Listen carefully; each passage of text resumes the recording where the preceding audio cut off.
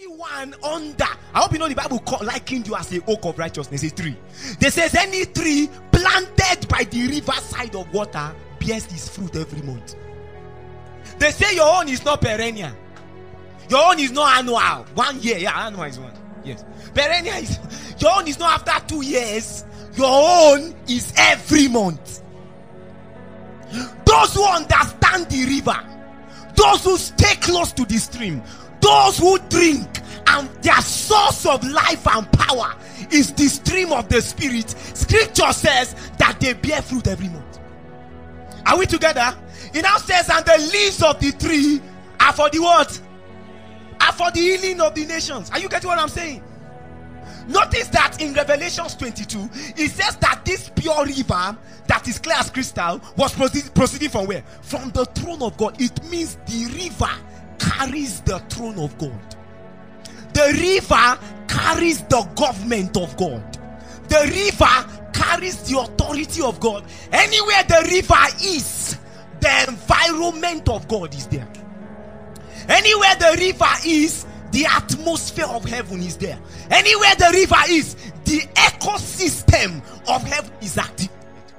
And under that ecosystem, prosperity is not annual. Prosperity is not perennial. Prosperity is monthly. Prosperity is daily. Freshness characterizes the life of those that are standing before the river. Oh my God. You know, authority and power are in the disposal, or at the disposal of those, who are flowing in the river. Look at me. Anytime you flow with the stream of God, anytime you drink from that river, anytime you stand from that fresh river, what happens is that you are releasing the government of God over a situation. You may be in a problematic situation, but from that stream, from that river, you can release heaven's government. You may be in a troublous situation, but standing in that river, you can begin to rejoice because you are not affected by the things happening in your external environment. You are regulated by the things happening in your internal environment. The river of God is producing happiness, gladness, and freshness.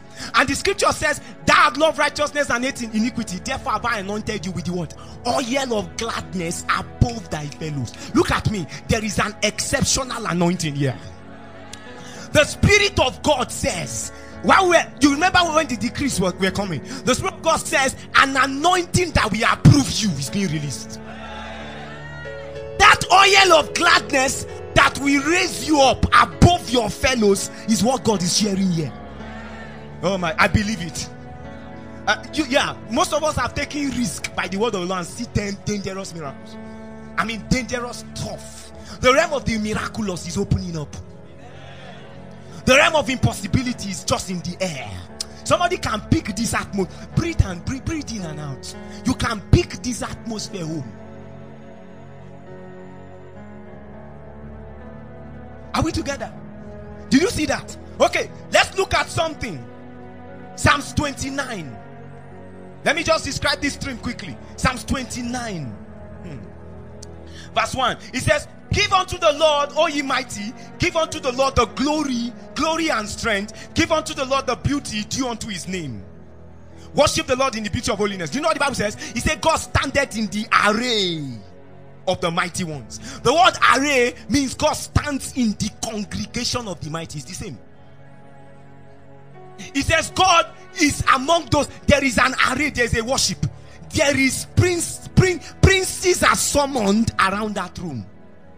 They are talking about a courtroom section, and even you are summoned.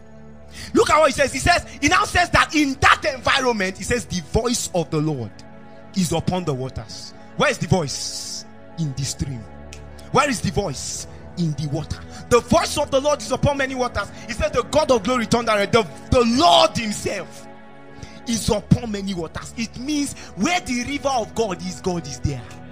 Where the river of God is flowing, where the river of God is moving, God is in that place.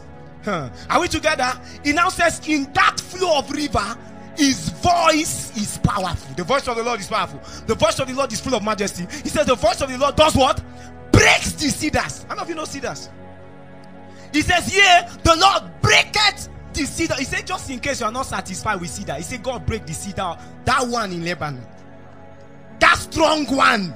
That even though others are breaking, this one will not break. He says, the voice of the Lord that is proceeding and is evolving from the waters, springing from the waters, is breaking the cedars of Lebanon. Woo! The voice of the Lord in the waters is breaking the strong limitations.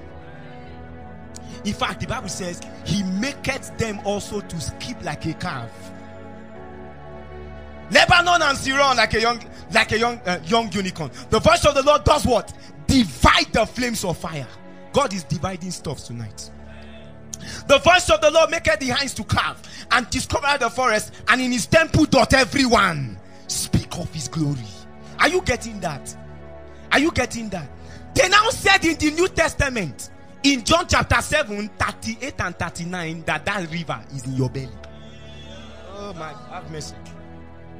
Wow! That river that makes the city of God glad, that brings the atmosphere, ecosystem of heaven, that river that proceeds from the throne of God, that river is inside of you. It means the throne of God is sitting in your heart, in the Holy Ghost. Do you know as a river? Look at me. It is not a lake in me. He's a river. Woo! He wants to come out. Come on. You are not just holding a lake. It's not something you are holding. It's not he wants to come out. They said that river that proceeds from the throne, that river that carries his voice that breaks, that river that carries his government and authority, they said those who have the Holy Ghost, that river is inside their belly. So that right now, how you release the government of God is through your mouth. Hey! That's why I discover that those who flow with the river they just find themselves in prayer, begin to decrease. They find out that they're not just praying Shagababa, they begin to say the mountains fall. They begin to declare, they begin to ask for the hidden. They begin to ask for inheritance. They begin to make proclamations and decrees. When you pray, make sure you pray until a point where the river is dead. How you know that the river is dead is that you begin to release Holy Ghost decrees. You just find yourself begin to confront things. You find yourself begin to speak to the mountains. When you begin to speak, that river that carries the voice of God, that breaks cedars, begins to flow out. And that's why when you receive the Holy Ghost, the fullness of the Spirit, you started speaking in tongues. And I hope you know mene teke elufas in his tongues. When they uttered that tongue, what happened was that thrones were subdued. Thrones were raised. So anytime you speak in tongues, you are demoting a throne and you are exalting the throne of God. Anytime you speak in the Spirit, that river is coming out. And I hope you know the river is coming from the throne of God. It's establishing the government of God over that situation. Learn to pray in tongues over a situation until the river is dead and you begin to release decrees. How many of you realize? How many of you remember David? David was a man of the river. After they anointed him king, what happened? The next time he met a Goliath, a giant. You see, some of you don't really understand. After meetings like this, or now, right now as you are here, the anointing of God is upon your life. As you go out, you meet a Goliath. And when you meet a Goliath, some of you don't realize that what conquers Goliath is what strategies of God gotten from streams. Everybody could not defeat Goliath, but when David came, they said, David, oh yeah, confront the guy. David looked at him. Goliath told him, he said, you, this small rat, I will pieces you. Give to the birds of the air. David look and say, me, you uncircumcised. You don't have a mark. I have a mark. Paul said, let no man throw me. Hey, for I bear in me the marks. Paul had a mark. David had a mark of circumcision. He said, they have caught me. Something has been caught from me. Your own is still there. They are not caught. How can you, uncircumcised Philistine, talk to me? Who born you well? He said, now you are go scatter, give your carcass and bones to the eagles. They will eat you up. They are going to finish you. Today, they are going to finish. David was boasting, but you see, as he was talking like that, he was looking for the stream. You know, he has learned how to discern as the heart panted after the water brooks, so my soul pant. A heart can scent water from a very far distance. Then he's go. He's always thirsty. He's not looking for where to drink. As you begin, your thirst for the river of God is stirring up again. Your thirst for the glory of God is stirring up again. Your hunger for the unusual things of God is stirring up again. Your hunger for intimate fellowship and communion with God is stirring up again. Your hunger for the secret place of the Most High God is stirring up again. It was lying dormant, and that's why it was resting on your head. But right now it is stirring up again. You are waking up. Yes. And when David had learned how to discern the stream. Did you see that? So when he was boasting, he was not just boasting in his strength. We are not just talking and shouting in our strength. We are boasting looking for the river. Hey, we are confessing looking for the stream. As he was saying that, he was looking around. And then all of a sudden, nobody saw it. All of the soldiers did not see it. Even Saul the king did not see it. David saw a brook in that place. Oh my God, oh my God. And when he saw that brook, scripture says from that brook, from that river, he picked 5 stones. Only one killed Goliath. You don't even need many stones. It's just one. You see, when you flow with the river of God, you download Holy Ghost energy to defeat your enemies. When you flow with the river of God, you download heavy strategies to defeat your enemies.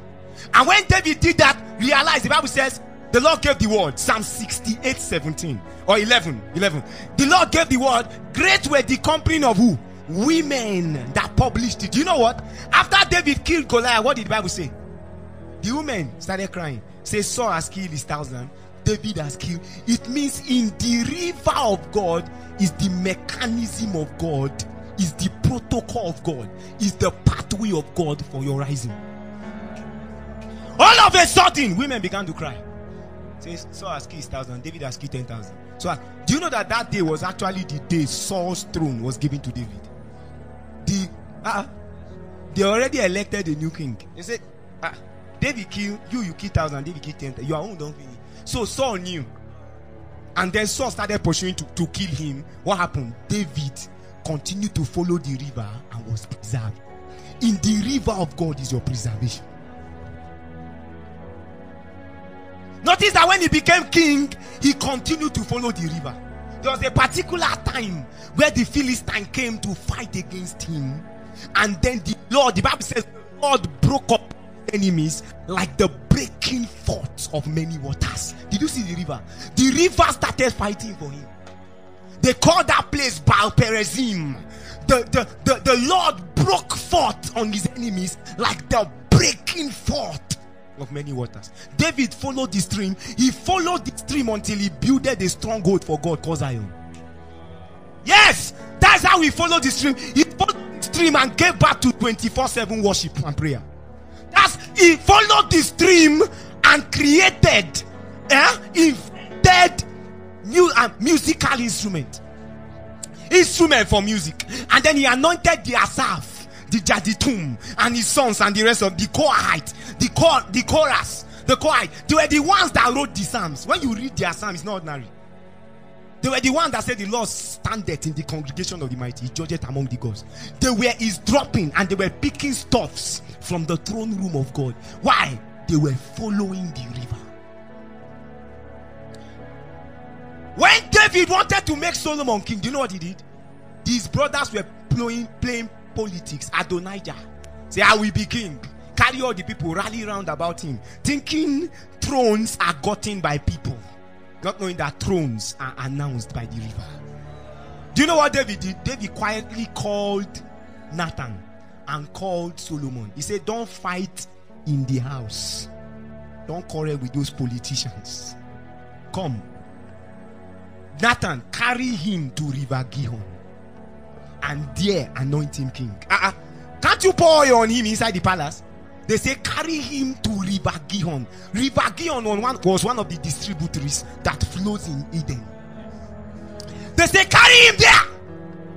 That's where kings are anointed. Carry him there. You see, look at me. They had to carry Solomon from the palace to Gihon to be anointed king. Hey, you have to leave your comfort zone, pursuing the river before you can become a prince of God. You see, every king of God is established by the river of God. Every king of God, his throne and his authority. If you will become a prince, a mighty one of God on earth, you must leave your comfort zone, pursuing this dream.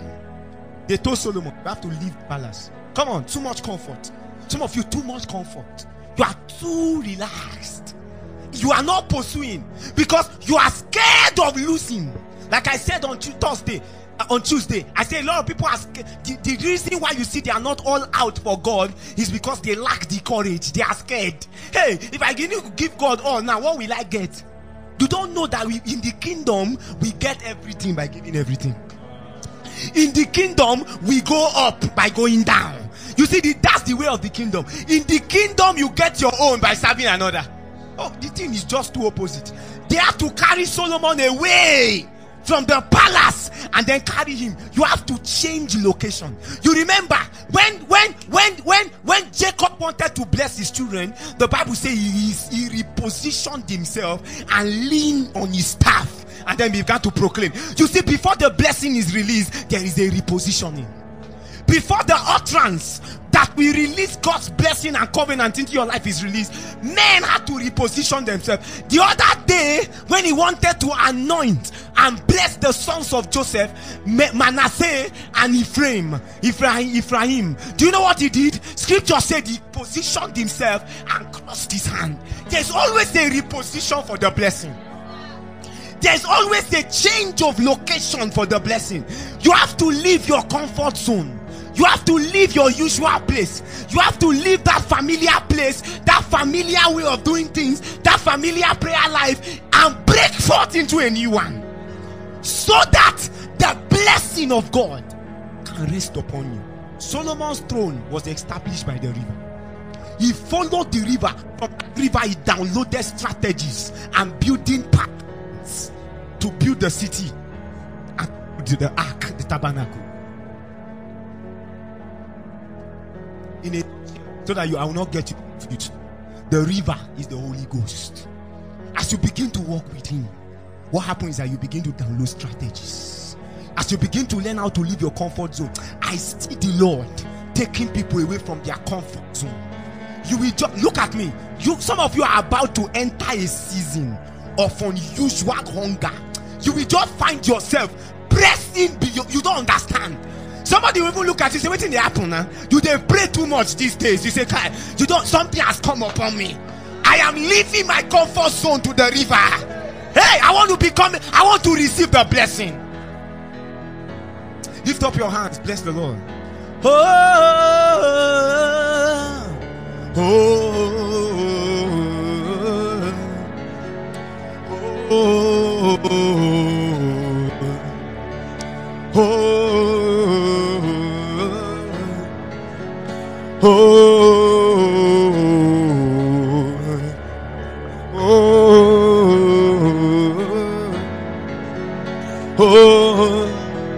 Hey, restore my hunger for the river. If you need a restoration, ask the Lord.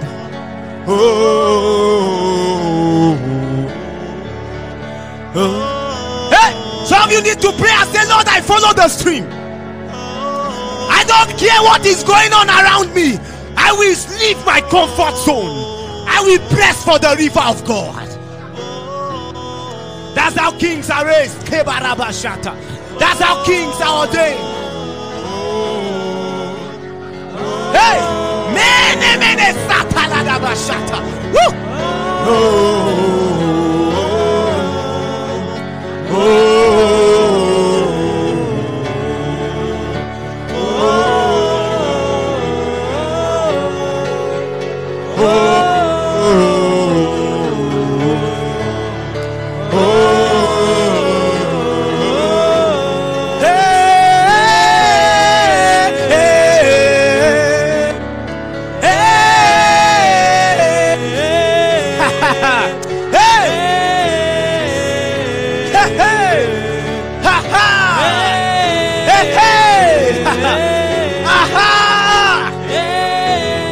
my God. Some people are downloading strategies from the river.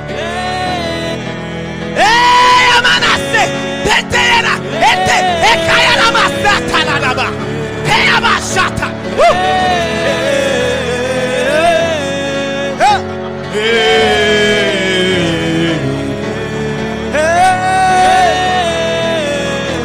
Mighty men are rising from this place. Strong women, strong ladies are rising this place. Kemalabashata. Woo!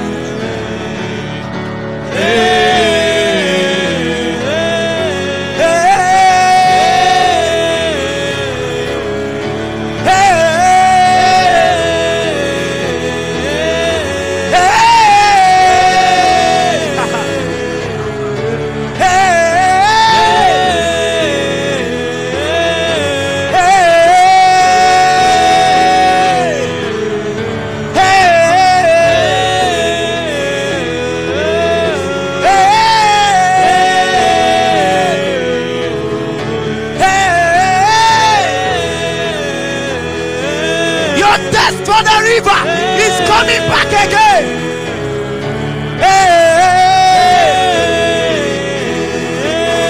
Your sensitivity to the river is restored.